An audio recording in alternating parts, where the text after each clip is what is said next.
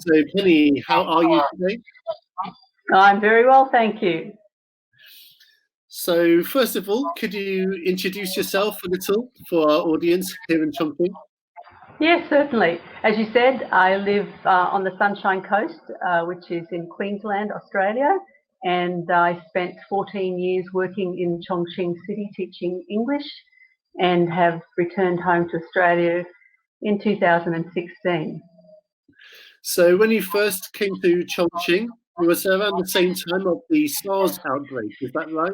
That's correct, but I was totally unaware that the SARS epidemic was unfolding, and the first couple of months it was quite comfortable, but eventually the government began to place restrictions on movement around the place. Chongqing, fortunately, didn't have terribly many cases, but schools were locked down, universities were locked down. I think it was probably the hardest for university students. Eventually, our school closed early for the summer holidays, but we were restricted from moving outside of Chongqing for every other province. They were all closed. We had our temperatures checked regularly if we were going long-distance using long-distance public transport, and the lockdown lasted probably 2.5 to 3 months, I guess. I don't remember feeling restricted myself. I was quite free to move about, apart from outside. The only thing that I was disappointed about was not able to go down the Three Gorges before the river levels came up. But I was on one of the first ships downriver in July when we were finally free to move. So that was good. Okay, so what is the current situation like on the Sunshine Coast at the moment?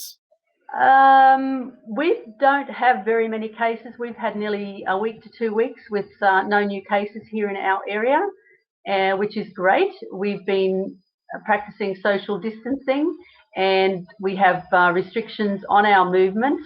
We're allowed to go shopping, go to work if we're working in essential services. We can go out for medical appointments, and we can also go out for exercise, so long as we're socially distancing. Most people are doing the right thing. We've had a few incidences earlier on where people were not taking things seriously, and there have been consequences of that. It might be a group of 20 or 30 people all contracting the COVID-19, and so the government put in place some stricter social distancing.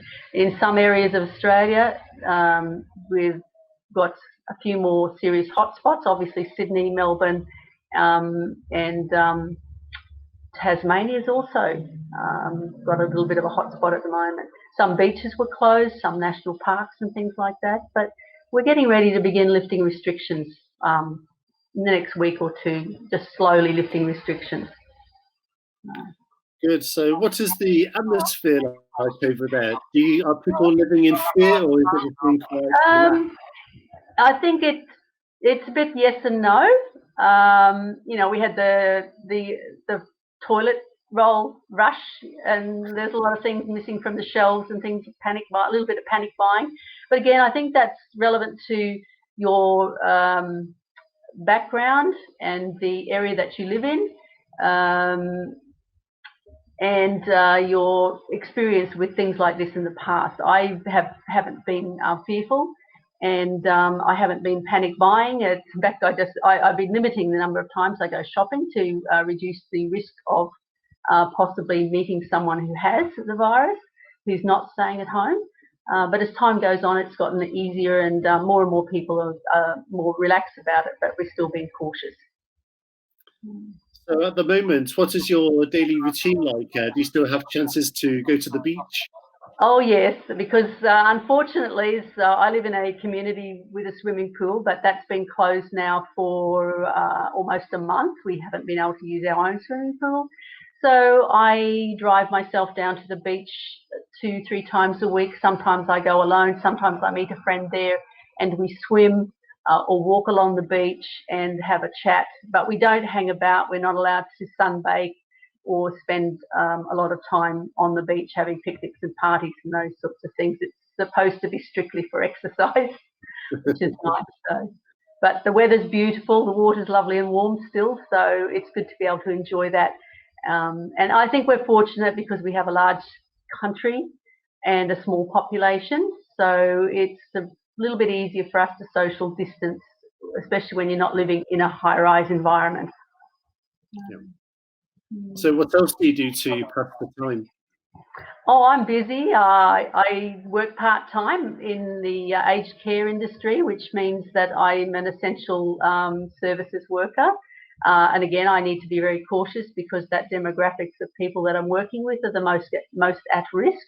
And I also live in a community with the most at-risk population as well.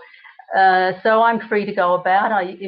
Depending what where I'm working, I might visit a friend for lunch and we might have a swim or a surf together. I do a lot of gardening. I do things around my community here as well, helping people out. We have a few little programs here. We just keep an eye on everybody who lives in our neighbourhood. Great. So during the outbreak over there in Australia, what kind of sources do you like to get information from? Do you mostly watch the news on TV? The only thing in the media was SARS, and the other current issue at the time was the war between the US and Iran, and it was just a little bit of a hard to take it when it's 24/7. Two topics in the media. So I tend not to listen to a great deal of it. I am wanting to be aware of what's going on globally as much as here in Australia, but I also watch a lot of YouTube videos from a lot of different sources as well, so that you get, so that I'm getting lots of good cover and not just listening to mainstream media, which often is pushing a particular thought or an idea and not necessarily publishing all the facts. Right. So over there during the outbreak, have there been any interesting stories that have been in the news or anything that you have experienced yourself over there? Well, I think one of the funniest things is watching people who feel that this is limiting their social life and their civil liberties. But it's also curious to see how many people are being creative about as industries that were considered non-essential were closed, like the entertainment industry, hospitality, and lots of other areas of business, especially transport. Well, not so much transport, but I suppose throughout tourism, people needed to be creative if they wanted to keep their businesses open, because they couldn't open to the public. They have to go out to the public. So that's been interesting, watching people doing things, but little things like dressing up in a different costume each week to put their rubbish bins out. So people who are good musicians, they might go out and play to entertain their community. Some of the elderly people that have been shut in have had drive-by birthday parties, people coming by in the street, honking horns and wishing them happy birthday and things like that. So and every night on the news channel that I watch, they have a little section called the Acts of Kindness, and they just share 2 or 3 things from people, young and old, different ages. There's a lot of young children that are really keen to still engage. They're not able to see their grandparents as much. And so they might write little notes and drop them in the letterboxes for their neighbours. It's quite good. It's good to see people doing good things, despite of the number of deaths that we're hearing about all over the world. It's a pretty sad thing, but people are doing a lot of good things as well. Sure. So when the epidemic is declared over, do you have any plans on how you're going to celebrate? I don't know. To be honest, I don't feel a great deal of distress over this, because after spending so many years living away from home, I was 14 years in China, and I was socially distant from my friends and families for all that time. And because you're like we're living in a totally different culture, speaking a totally different language, you're often isolated from the community that you live in as well. So I'm actually quite enjoying this. It's a good excuse to spend time on my own and relax and just enjoy the things I enjoy doing. Great. So do you have any plans to return to Chongqing in the near future? I would love to return to Chongqing. It's been something that I've wanted to do ever since I left. I did not think I would be staying at home this long, but circumstances kept me here. So we'll just have to wait and see. But I would love to come back. I have so many lovely local friends in Chongqing, and I miss them dearly. And I also still have 1 or 2 expat friends who still live in Chongqing, and of course I miss them as well. Do you have a message you would like to give to friends who are still living in Chongqing? If you see me, I hope you enjoy what I've shared, and I look forward to catching up with you when I get back to Chongqing. Bless you all. Bye-bye. Oh, great. Thank you very much.